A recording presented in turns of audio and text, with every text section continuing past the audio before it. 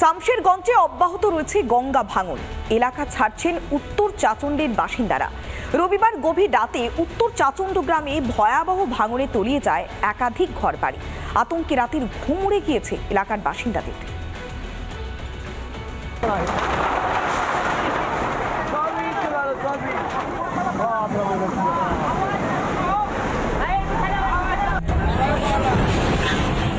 রবিবার গভীর রাত শামশেরগঞ্জের উত্তর চাচণ্ড গ্রামে শুরু হয় গঙ্গা ভাঙন।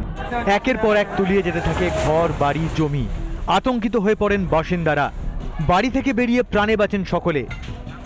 সকাল থেকেই বাকি গ্রামবাসীরা নিজেদের ঘর বাড়ি ভাঙার কাজে হাত লাগিয়েছেন। বাড়ির ইট আসবাবপত্র নিয়ে চলে যাচ্ছেন অন্য এলাকায়। ওই 14-15টা বাড়ি তলিয়ে গেছে এবং অনেকটা ফাটল ধরে রয়েছে। আরও হয়তো 10-12টা বাড়ি দু-এক দিনের মধ্যে গঙ্গা গর্ভে চলে যেতে পারে। খুব অসুবিধা।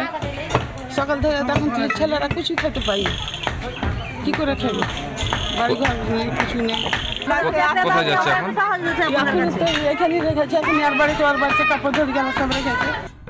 রাত থেকেই ঘুম নেই কারুর চোখে। গভীর রাত পর্যন্ত ভয়ঙ্কর গঙ্গা ভাঙনের সাক্ষী ছিল উত্তর চাচণ্ড গ্রামবাসী। বাড়ি ঘর গঙ্গার গ্রাসে, অসহায় বহু পরিবার।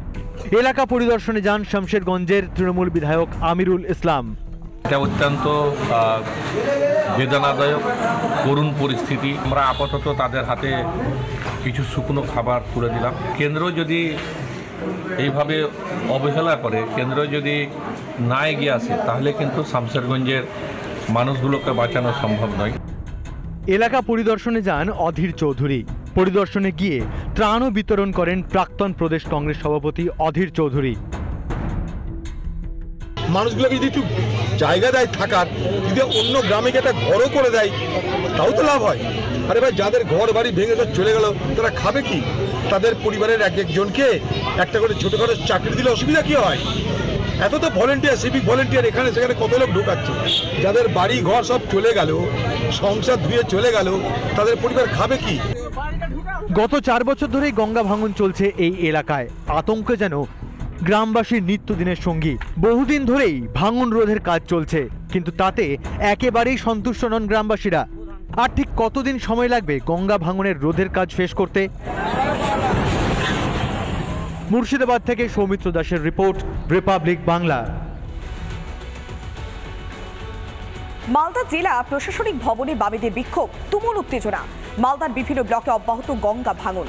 দুর্দিন যেন কিছুতেই কাটছে না নদী পাড়ের বাসিন্দাদের। এদের নদী ভাঙন রোধ, পুনর্বাসন সহ বেশ কয়েক দফা দাবিতে ডেপুটেশন জমা দিয়েছে বামেরা। মিছিল করে জেলা প্রশাসনিক ভবনে যেতেই পুলিশের বাধার মুখে পড়তে হয় বাম কর্মী সমর্থকদের। ব্যারিকেড ভাঙে বামেরা। প্রশাসনিক ভবন বন্ধ থাকায় বিক্ষোভ দেখান বাম কর্মী সমর্থকরা। মিছিলে উপস্থিত ছিলেন দেবজ্যোতি সিনহা, অম্বর মিত্র, সর্বানন্দ পাণ্ডে, কৌশিক মিশ্র সহ অন্যান্য জেলা নেতৃত্ব।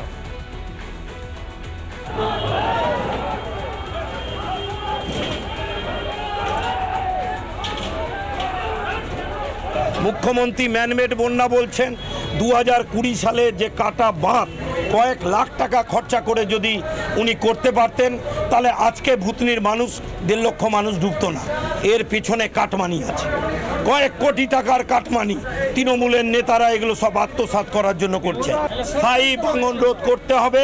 বামপন্থ আমলের মতো জমি কিনে কলোনি তৈরি করে দিতে হবে। মানে না হলে আগামী 6 মাসের আন্দোলন দেখবেন। বামফ্রন্টের ডেপুটেশন ড্রামাবাজি বলে ছাড়া আর কিছু না।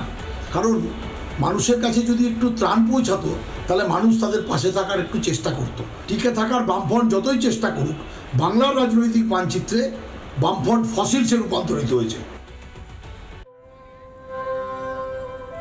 অন্যদিকে মর্তে আগমন ঘটে গিয়েছে উমার। চারিদিকে ঢাকের আওয়াজ, আলোকিত শহর থেকে গ্রাম। পুজোর আমেজ বাংলার আনাচে কানাচে। সল্টলেকের বড় পুজোগুলোর মধ্যে অন্যতম বিজে ব্লকের পুজো।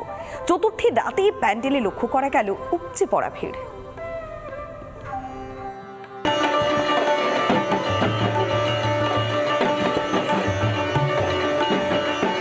বেজেছে পুজোর বাদ্যি, পড়েছে ঢাকে কাঠি, চারিদিকে সাজো সাজো রব।